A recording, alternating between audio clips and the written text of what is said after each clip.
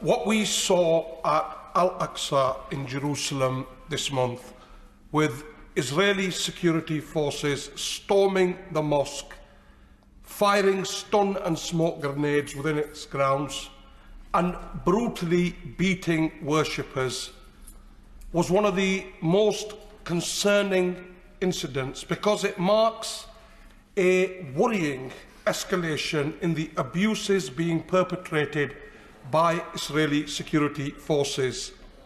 Whilst the desecration of a holy site is wrong at any time, to march heavily armed soldiers into Al-Aqsa to use weapons at the site of one of the most revered places of worship during the holy month of Ramadan, at the start of Passover and just before Easter, in one of the holiest cities in the world, is frankly outrageous.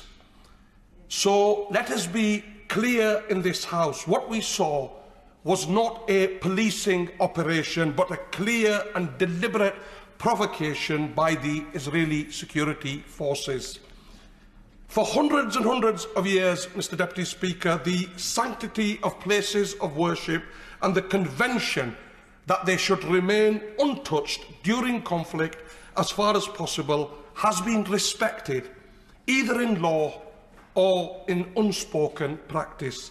Yet it is clear that this reverence, this convention, this respect for one of the most fundamental human rights to worship and practice your religion is being rapidly eroded. Because this is not the first raid on Al-Aqsa, Mr. Deputy Speaker, nor is it even the first raid during Ramadan. It is now becoming an all too common occurrence, with the international community failing to take a stand to end this abuse. So it leaves us with the question: how much blood must be spilled on consecrated ground? How many bullets fired in hallowed halls? How many holy sites trampled upon before the UK government finally lives up to its historic, moral and global responsibilities towards the region? We must also remember that the raids on Al-Aqsa came just weeks after the riot of settlers through Palestinian villages.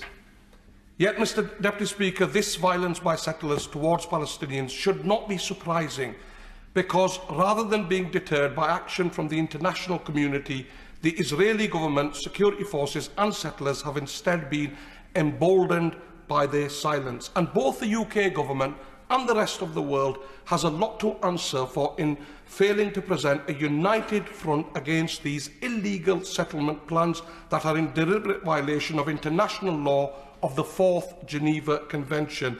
By de facto annexing Palestinian land, these illegal settlements approved by the Israeli government are also undermining the future viability of Palestine as part of a two-state solution. And we have to ask, just how much more land do the Palestinians have to lose? How many more Palestinian homes have to be razed to the ground by army bulldozers? How much more does the future state of Palestine have to shrink before the UK government will consider recognising a viable and independent state of Palestine?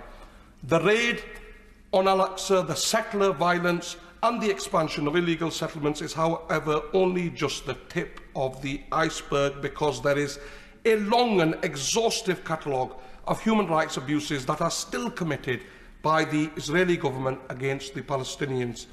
Living under occupation, Palestinians have their freedom of expression and assembly heavily restricted, are subjected to arbitrary detention, are beaten and tortured, face the prospect of enforced disappearances, see children subjected to military detention, and in a worrying number of cases, Palestinians face what is best described as summary execution by the Israeli Defence Forces. However, we know that human rights abuses that are faced by Palestinians will not end here, nor will they lessen in their intensity, because in office right now is the most worryingly right-wing government under Benjamin Netanyahu.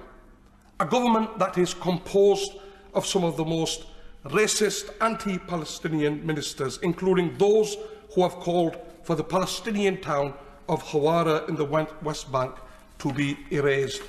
And it is therefore clear to everyone that more innocent blood on all sides will continue to be spilt if the international community does not set clear red lines and if they do not do more to end the violence. Mr Deputy Speaker, when we're not even halfway through what is already one of the deadliest years since 2005, we therefore cannot escape the urgency of reaching a lasting solution to the conflict, which lies with a real two-state solution, and the need of the UK Government and others to immediately recognise a full and independent state of Palestine to give effect to this two-state solution.